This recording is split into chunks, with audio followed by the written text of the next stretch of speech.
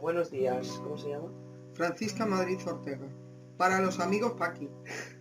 Vale, bienvenida. Hoy le voy a hacer una serie de preguntas sobre su vida Muy bien. y comenzaremos con su infancia. Bien, me gustaría saber durante su infancia cómo fue su familia, dónde vivió, el tipo de dieta o los juegos que jugaba. A ver, Navidad. mi familia era una familia acomodada del pueblo de Portuna, donde yo nací.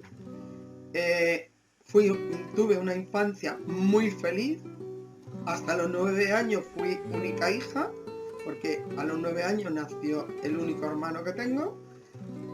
Y fui única hija y fui muy mimada y muy consentida, no solo por mis padres, sino por la familia toda en general, aunque yo tenía muchos primos, pero yo era para mis abuelos, los padres de mi padre y los padres de mi madre, era, no sé por qué, era especial.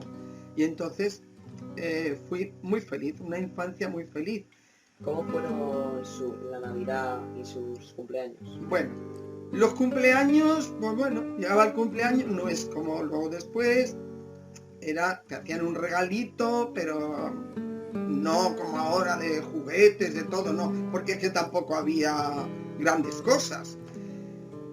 Y me ha preguntado por la Navidad, ¿no? La Navidad, pues una Navidad que en los pueblos era, a ver, no es como aquí, era una Navidad, como luego después, aquí yo antes no la conocía, luego cuando vine ya a vivir a Madrid, con 9 años, pues ya supe lo que era aquí la Navidad, que era diferente al pueblo.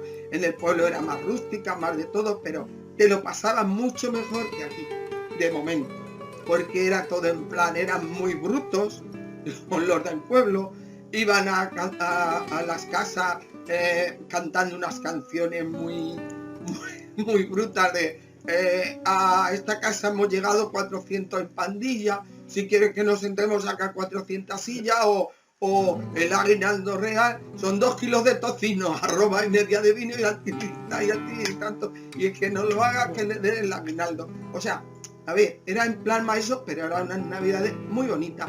Los Reyes,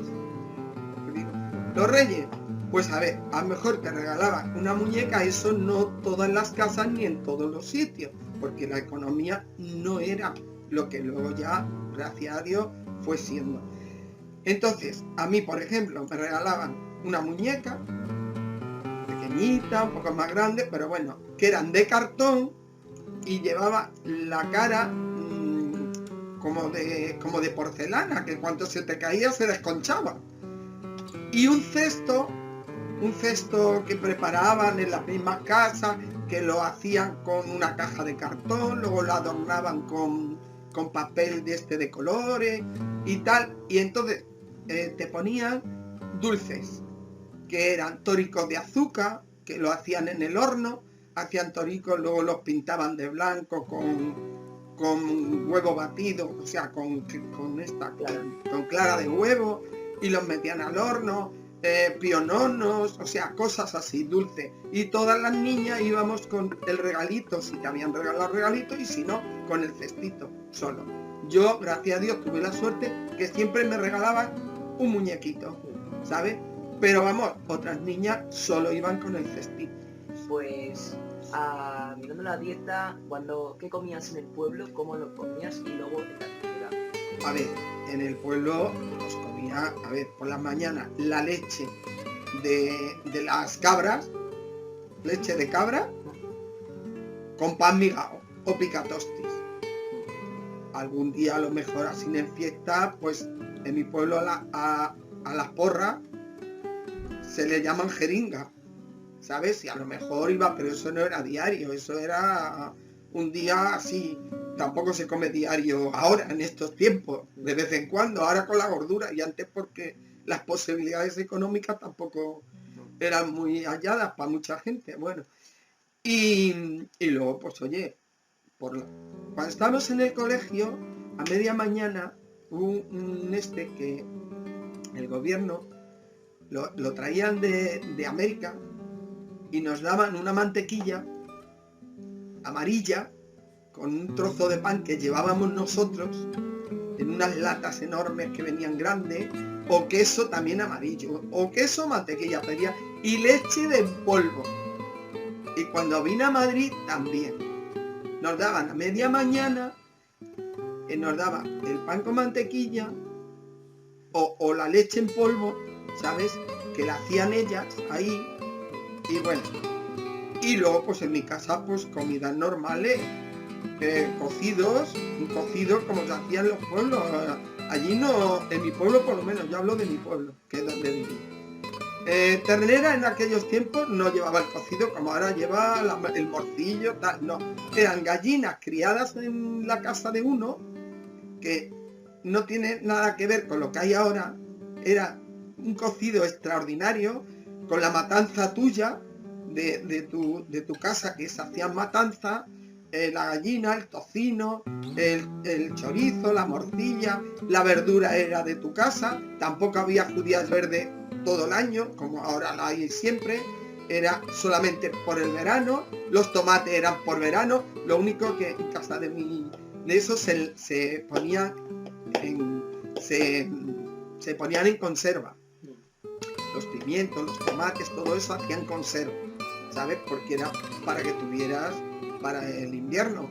Pero vamos, lentejas, judía, patata guisada, carne, pollo, lo teníamos nosotros. Y bueno, lo que teníamos, que era casi todo el pueblo, no todos, pero casi todo, pues sinceramente a lo mejor podías comer más porque lo mataban. En mi casa yo recuerdo que mataban un pollo y madre mía, qué arroz con pollo, qué sabor.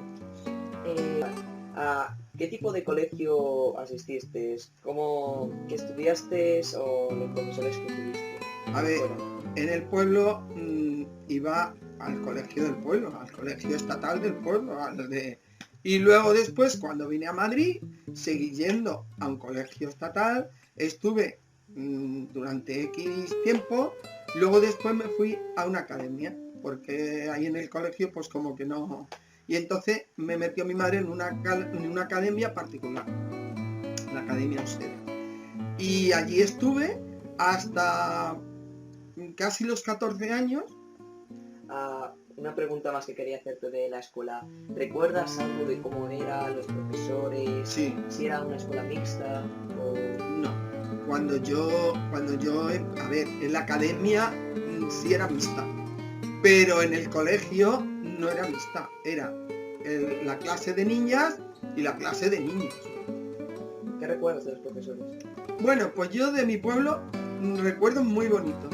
De mi profesora, todavía me acuerdo de mi profesora doña María, y doña Consuelo, que porque pasábamos de uno a otro según íbamos, que era majísima. Pero me acuerdo de aquí cuando vine, que si cuando estuve en la clase era, además, bueno, pues como eran antes, que tenías que poner las manos y te metían carreglazo en la mano que te la dejaban hinchada, ¿sabes? Y yo en mi pueblo jamás me pegaron reglazos ni nada, pero en cambio aquí sí.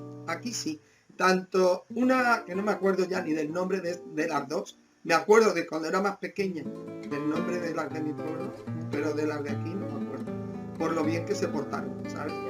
Entonces resulta de que nada, y en cambio luego la academia, don Blas, que era el director, y que además era de la academia, su hermana Aurora, la señorita Trini, tengo unos recuerdos muy bonitos también de ellos. Del único mal recuerdo que tengo es del colegio, cuando vine del pueblo y me metieron en el colegio. Ese tengo muy mal recuerdo, pero luego lo demás, muy buen recuerdo, porque a ver, nos dieron las vacaciones en junio, y en septiembre teníamos que volver a empezar. Y yo hasta noviembre no cumplía los 14 años. Pero vino una amiga mía que en su trabajo, que trabajaba de sastra en un taller donde se hacían cosas de caballero, y necesitaban una aprendiza, y entonces me fui. Mi madre pues decidió, como antes no había que trabajar a los 18 años, ni a los 16, ni a los 18, pues entonces yo tampoco optaba mucho por la labor de estudiar y entonces me fui a trabajar de eso y estuve trabajando pues en Desastra, en un taller de sastrería hasta los a ver, hasta los 16 años, 17 años. 17 años, bueno. Vale. A los 14 años comenzó a trabajar. ¿Cómo se sintió en ese momento? ¿Cómo eran los horarios de trabajo, el salario? Pues yo muy bien. Buah, el salario, lo primero que yo cobré era 18 pesetas.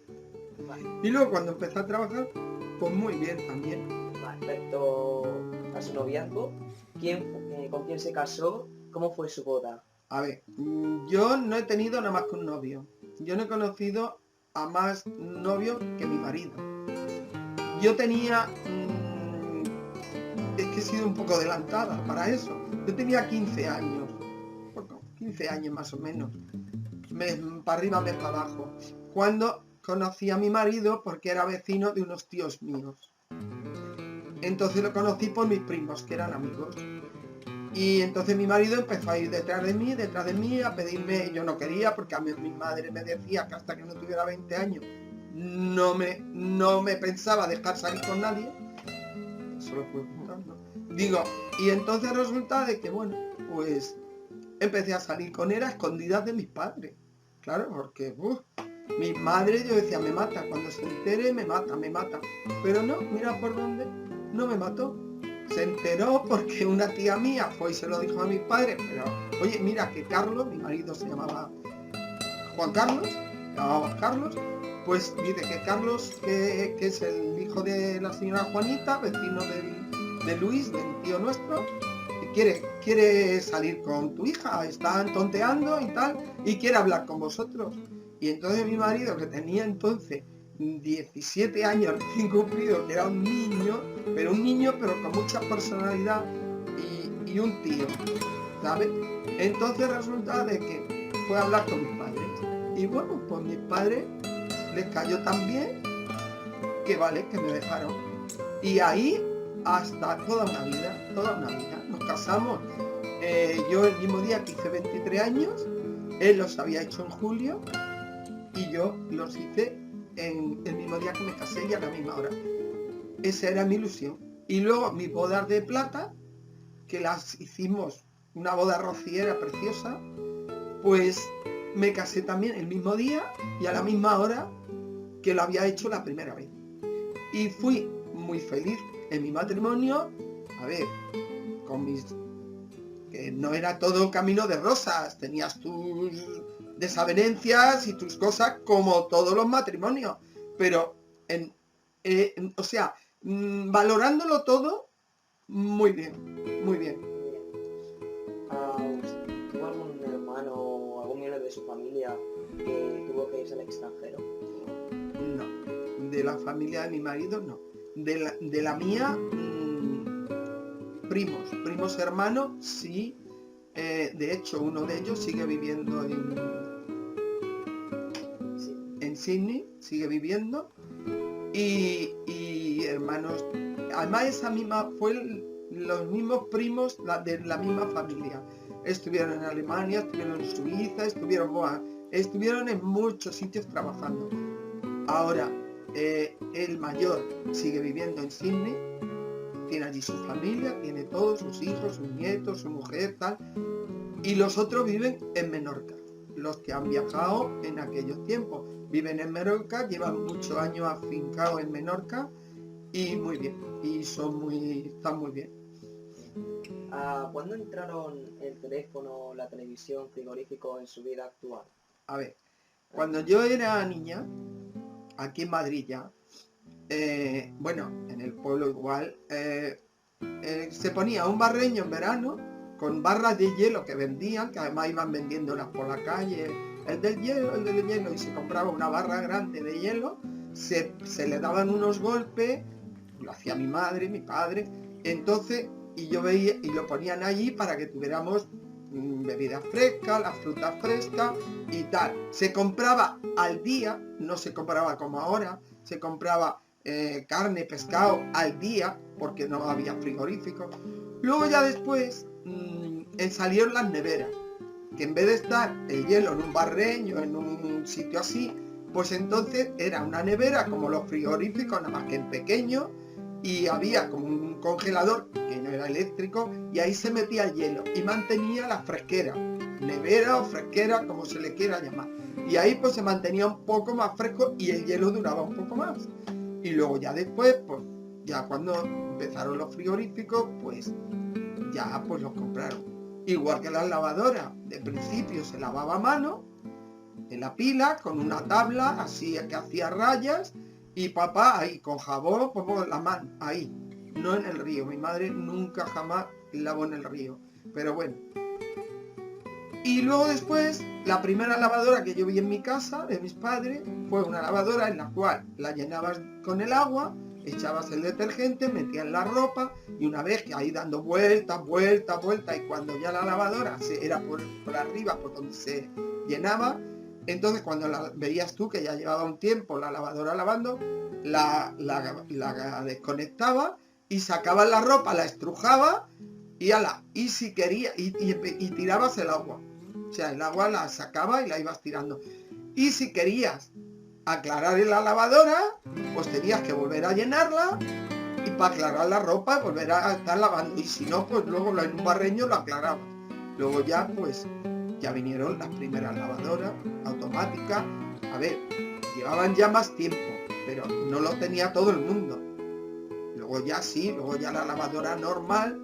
Yo me acuerdo de una Balay que fue la primera que hubo en mi casa, de esa lavadora. Luego ya vinieron las automáticas. ¿A qué lugares viajaban? ¿Cuáles eran vuestras principales diversiones? Pero eso cuando era pequeña. No, cuando estabas casado. Ah, bueno, pues el abuelo era poco de viajar, mi marido era poco de viajar, no, a él no le gustaba mucho viajar. La playa no le gustaba, íbamos, pero pocas veces porque no le gustaba. En cambio, la sierra y el campo sí le gustaba. A mí no, a él éramos opuestos en ese aspecto. Y bueno, pues nada, pues viajar, hemos viajado, no tampoco todo el tiempo porque no le gustaba viajar, no le gustaba. A mí al contrario sí, pero bueno, a ver. Así que resulta de que viajar no mucho, pero bueno, sí hemos viajado. Tuvimos un chalet, vamos, más tipo casa que chalet, alquilado en Sotillo Ladrada, muchos años. Y luego después nos compramos un chalet. Y bueno, él era feliz ahí en el chalet. Yo había preferido un apartamento en la playa, porque me gusta más que el campo, pero bueno. Y nada, y fuimos muy felices. Mis hijos ahí fueron muy felices, con sus motos, con sus amigos, en las urbanizaciones, o sea, muy bien. Y eso fue... Vale. Y bueno, pues nuestros hijos, cuando vino mi hijo el mayor, pues ya ves, el primer hijo fue... Buah, recibido, pues no veas. Y luego a los 16 meses que tenía él, me vino el segundo, que no queríamos tan rápido, pero vino. No es que fuéramos a buscarlo, pero vino. Y luego cuando el segundo tenía 4 años y 2 meses, vino mi hija, la tercera. Y bueno, una niña después de 2 niños, pues imagínense, fue algo extraordinario, ¿no? Cayó, bueno, todos los 2 primeros cayeron de maravilla, pero mi hija, con ser niña y 2 hermanos, pues eso. Y luego pues vino el cuarto, que ese ya también vino, a ver, no fue que fuimos a buscarlo, ese también vino, pero vamos, me vino un gordito que nos volvía locos a todos. Y estoy súper orgullosa de mis 4 hijos, súper orgullosa. Y luego de mis nietos, de mis 8 nietos que tengo, 2 de cada uno de mis hijos, ya para mí son la pasión más grande. Y para remate, que mis hijos no quisieron llegar a hacer ninguna carrera, y mis nietos, pues gracias a Dios, sí, van a ir por ese camino. Y para mí es un orgullo enorme y una satisfacción que ellos no se lo pueden ni calcular. Y súper de todo. Y yo los adoro con locura. Con locura. Adoro a los 8. Vale. Bueno, durante vuestro matrimonio, el abuelo tuvo una cierta vida política durante el franquismo. ¿Podrías hablar de que... Sí, sí. El abuelo, toda su familia, igual que la mía, eran de derecha, de Franco. No es que fuera yo entre ellos, no, como antes tampoco se podía hablar de política, ni se podía, pero además era lo único que conocía. Pero mira por dónde, el abuelo de 6 hermanos es el único que se desvió en el sentido de la política. Entonces él le gustaba el tema de socialista, el socialismo. Él leía muchísimo, se leía mucho el tema de Juan Marc, era lo que le volvía loco a él, ese socialismo de Pablo Iglesias. Entonces resulta de que él se decantó por eso y luchó bastante en la clandestinidad por eso.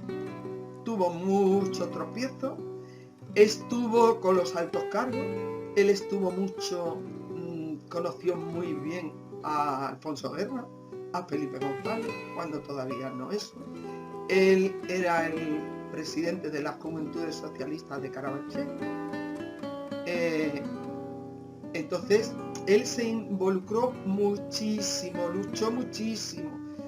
Pero luego, a la hora de la verdad, cuando en la clandestinidad hizo todo lo habido por haber, pero a la hora de la verdad, cuando Felipe González en las elecciones salió y él vio la lucha que había entre los mismos compañeros de quítate tú, que me pongo yo, porque habían luchado muchos de ellos por conseguir un alto cargo, él dijo que él no había luchado para eso y se retiró. Entonces le llamaban y le mandaban cartas, y él dijo que no, y que no, y que no. Siempre hasta el día que se murió fue socialista, pero no confesaba con todas esas cosas. Y eso que el pobre hace 12 años que murió y no ha visto lo que después estamos viendo. Así que, ya digo, se involucró muchísimo. Pero bueno, a ver, le gustaba eso y estaba en eso. Y una de las últimas preguntas que te quiero hacer es sobre los acontecimientos históricos que viviste. Tú no viviste en la guerra civil, y sin embargo naciste en la posguerra y en la vida del franquismo. ¿Podrías describirnos un poco? Yo me acuerdo un poco de aquello, que a ver, era una cría, inclusive hasta que murió Franco, fíjate tú, Franco que murió en el 75 me parece que murió en el 75, pues imagínate, yo estaba casado desde el 68, o sea, imagínate tú, pues a ver, pues era todo. Y luego como yo viví lo que he contado ya de lo del abuelo, sabes que yo viví aquello, todo en la clandestinidad y todo, pero vamos, lo que es de Franco, yo sé que mi familia era toda de Franco, pero no unos descerebrados de, oh, Franco, no, pero bueno. ¿Y qué recuerdas del atentado de Carrero Blanco?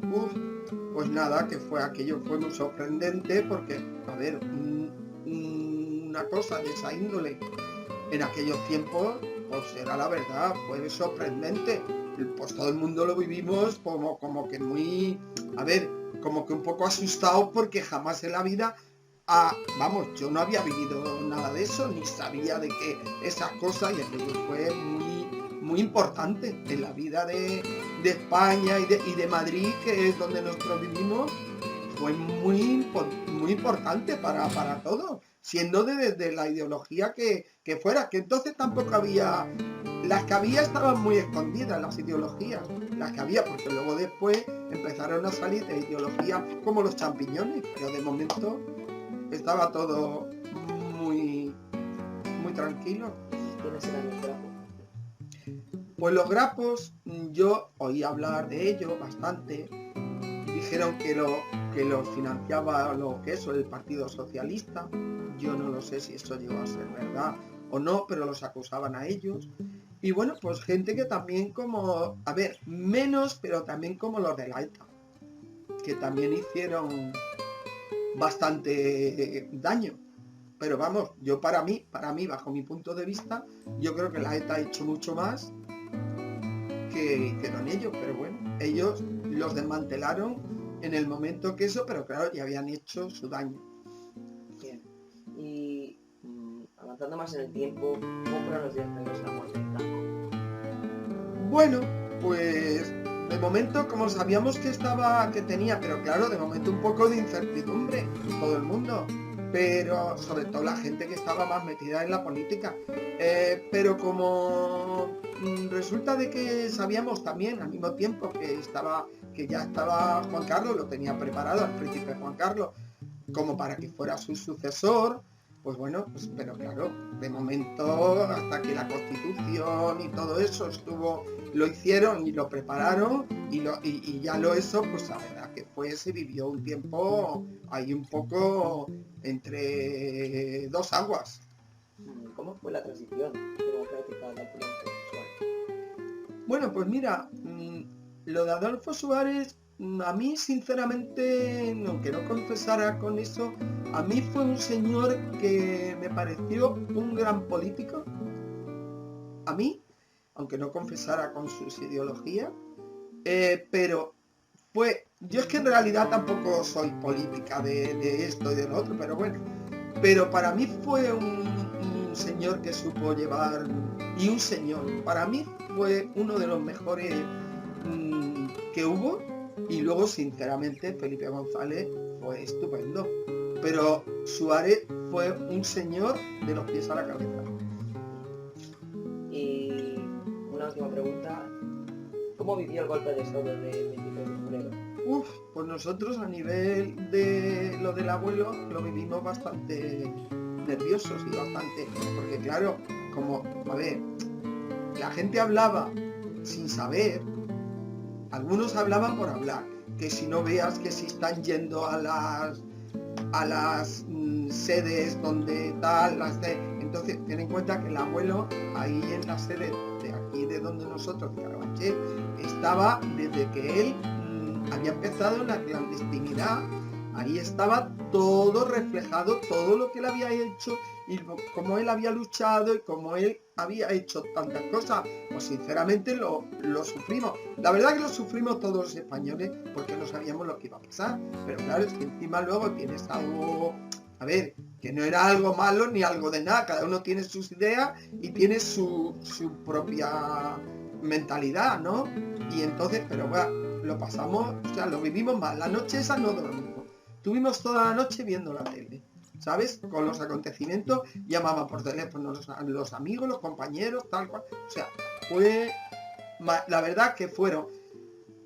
Yo me enteré que decían, uy, han entrado la Guardia Civil y mira, yo me enteré que estaba en la mercería comprando una cosa cuando me enteré. Y yo dije, uy, ¿y esto? Y claro, me subo a casa y pongo la tele y veo que eso, y ya ahí, bueno, ya el abuelo subió y ya pues estuvimos aquí toda la noche esperando, yo qué sé, cualquier acontecimiento que pudiera pasar. Pues luego, gracias a Dios, a ver, dentro de todo lo que eso, no pasó nada. Vale. Y bueno, ya hemos terminado la entrevista y me gustaría preguntarla si quisiera añadir algo más sobre lo que ha pasado durante toda su vida. Bueno, pues mira, valorándolo todo generalizado, a ver, hay muchas cosas negativas, que una de ellas, la más importante y la más grande para mí, para mis hijos, para mis nietos y para todo, es la desgracia que tuvo mi marido. Vamos, tuvo él la desgracia, pero la tuvimos todos, mis hijos y todos. De que tuvo un accidente en la piscina del chalet nuestro, se tiró de tripa, pero le habían operado una hernia inguinal y él se echó mano con las dos manos, se encogió y dio y no dio contra el suelo, dio después. Primero el impacto del agua le rompió las cervicales de la segunda a la sexta y se quedó tetrapléjico incompleto. Mi piscina es grande, que no es una piscina chiquitita del chalet, es una piscina que tiene por donde más cubre 2,80, que es por donde él se tiró. Tiene 50 metros cuadrados y 1,20 por donde menos, pero por donde él se tiró a bañarse de tripa, no de cabeza, pero al encogerse dio un impasto del agua y se le rompieron las cervicales y luego no sabemos si al sacarlo del agua, porque estaba, a ver, él se quedó totalmente, no sabíamos qué era, que no podía moverse, entonces tuvo un aplastamiento de médula y un pinzamiento. Y bueno, pues eso fue una desgracia grandísima, grandísima. Duró 11 años después y 2 meses. Y va a hacer 11 años, el 31 de agosto, que murió. Y con mucha pena y mucho dolor. Y lo siento por él, principalmente, por lo que se ha perdido. Lo siento por mis hijos y por mis nietos más que nada, que no han llegado a conocer a su abuelo para que hubieran visto qué abuelo tenía, en todos los sentidos. Con mucha personalidad, con mucho de todo. Todo el mundo le adoraba y hoy, después del tiempo que ha pasado, lo siguen adorando. Siguen todavía adorando. Así que, ya digo, muy bien. Yo para mí, hombre, a ver, todo ya digo que no ha sido un camino de rosa, porque ha habido muchos tropiezos en la vida, ¿no? De enfermedades, de cosas, sobre todo yo que he tenido muchas operaciones, he tenido 4 hijos, pero bien, muy bien. Y ahora hablemos de las alegrías de tu vida, tus ¡Uf! hijos. Alegrías muchas, porque aparte de eso tenía un marido que era, bueno, era la persona más cariñosa, más detallista, me adoraba, igual que yo a él, me adoraba. Esto con nuestras broncas, ¿eh? Porque yo tengo mucho temperamento y él también lo tenía, pero él cedía más que yo, las cosas como son. Pero yo, valorando una cosa y otra, pues sinceramente cambiaría eso en mi vida si se pudiera cambiar y que él siguiera aquí con nosotros y bien, en su estado normal, o inclusive con lo que le pasó, yo a día de hoy, después de eso, después de 11 años, que va a hacer que ha muerto, yo me hubiera gustado que siguiera aquí, porque él estaba tetrapléjico, pero de la cabeza estaba perfecto. Y entonces podías hablar con él, podías todo con él, discutir con él, porque, a ver, un de todo. Pero vamos, yo, a ver, positivo, muchísimas cosas, y negativo, pues esa desgracia. Pero luego, por lo demás, ya digo, tengo a mis hijos, tengo a mis nietos, tengo a mis nueras, tengo a mi yerno, o sea, para mí, y todos para mí son extraordinarios. Yo los quiero a todos con locura, sin excepción. Tanto mis hijos, mis nietos, mis nueras, mi yerno. Y ellos, yo creo que me deben de, por lo menos, yo creo que ellos me quieren igual, porque eso se nota, ¿no? Y yo sinceramente me siento muy querida por toda mi familia, igual que yo los adoro a todos. Y luego respecto a familia fuera de lo que es el entorno mío, de mi allegado de esto, pues bien, también, muy bien.